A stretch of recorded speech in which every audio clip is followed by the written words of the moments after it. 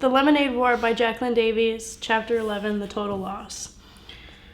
The first cup was an easy sell, the second cup too. It was on the third cup that a little girl about 6 years old said, "Ew, there's a bug in my drink." Then her brother said, "There's one in mine too." "Gross," said an older brother on a skateboard. "There are like 3 in mine."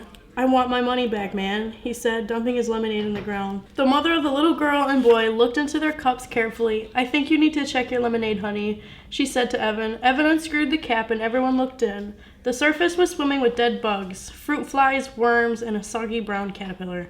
"Oh my goodness," said the mother. The boy started spitting on the ground like he was going to die. The little girl started wailing, "Mommy, I drink bugs. I have bugs in my tummy." Evan couldn't believe his eyes. How did this happen? Did they crawl in somehow? They couldn't have. He had screwed the lid on tightly. He was sure of it.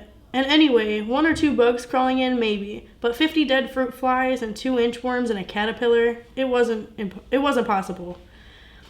Evan was burning with embarrassment, and everyone looked at him and his buggy lemonade. Frantically, he reached into the cooler and started to scoop out the dead bugs with his hands. Sweetheart," said the mother, "you can't sell that lemonade." "I get them all," said Evan, "every last one out." "No, dear, you really can't. You need to dump it out," she said. Evan looked at her like she was crazy. Dump it out? Dump it out? He spent $40 on this hard-earned money on that lemonade and another $1 for the cups. He wasn't going to dump it out. "I'll do it at home," he said. "No, you should do it here, I think. I need to make sure it's all disposed of properly." Evan looked at her. He didn't know her, but knew her type. Boy, did he know her type. She was the kind of mother who thought that she was the mother of the whole world. If you were on the playground and she thought you were playing too rough, she'd tell you.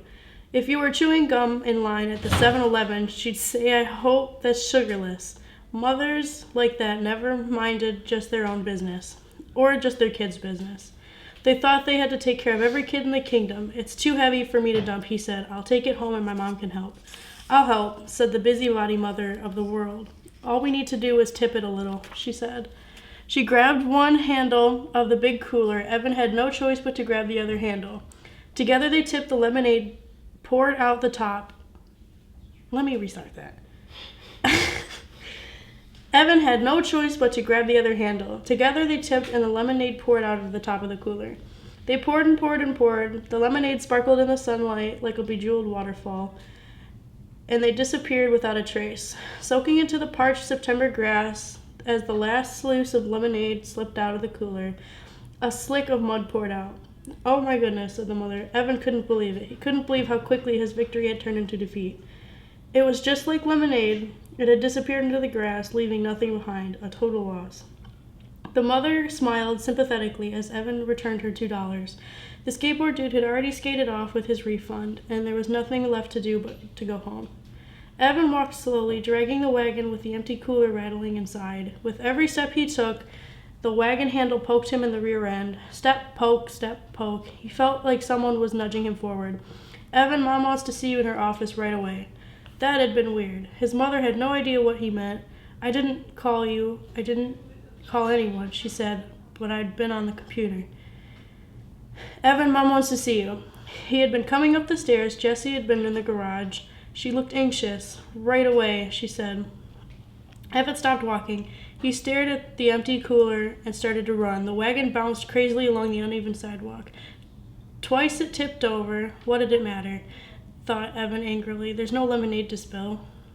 By the time he had got home, he had it all figured out. He looked in the kitchen trash and found 3 Ziploc bags, inside and out, and sticky with lemonade.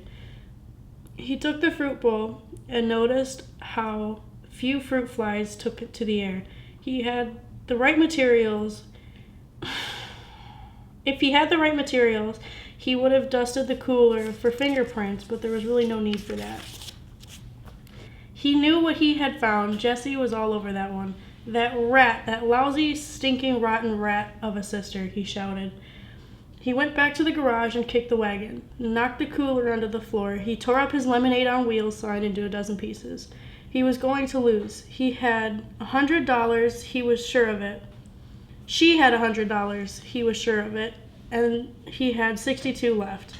Tonight, before the fireworks, when they'd counted their money, she would have been the winner and he would have been the loser. Winner takes all, loser gets nothing. It was so unfair. Evan stomped upstairs to his room. He slammed the door so hard, it bounced open again. When he closed it, he was staring across the hallway straight into Jessie's room. He could see her neatly made bed covered in coolish pillows and a poster of Bar Harbor from the trip to Maine this summer, and her night table with Charlotte's Web at the ready. Evan crossed the hall. When he passed at Jessie's door, there was a rule about not entering. Well, she'd broken the rules first. Evan had walked in and went straight to Jessie's desk drawer. There was a fake pack of gum inside the key. Did she really think he didn't know where she hid it? He'd seen her slip the key inside the box when he passed by his way to the bathroom. Jessie was smart, but she wasn't very smooth. He'd known this for months where the key was hidden. He just hadn't bothered to use it. It took him a while to find the lockbox. He checked on the bureau drawers first and then under Jessie's bed, but finally he found it hidden in her closet. Again, not very smooth. Evan carried the key in the lockbox back to his room and sat on the bed, but he put the key in the lock and opened the top. Then, the moment of truth, he lifted out the plastic change tray.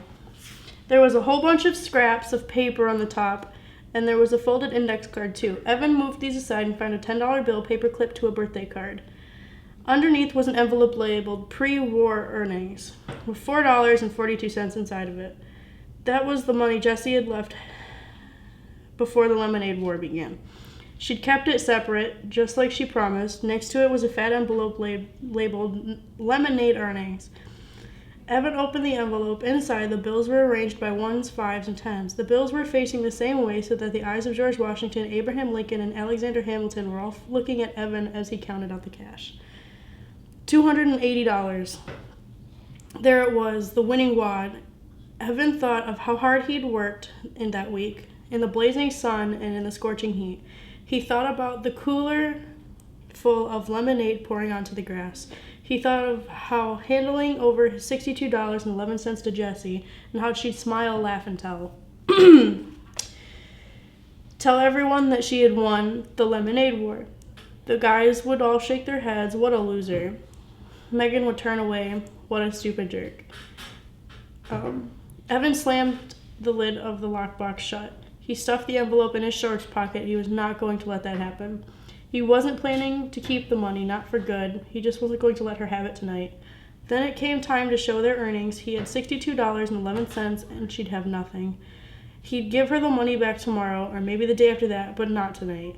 He suddenly felt desperate need to keep out of the house as fast as he could. He shoved the lockbox back into Jessie's closet and the key back into the fake pack of gum. "Hey, Mom," he shouted, not even waiting for her to answer back. "I'm going to school to see if there's a game, okay?"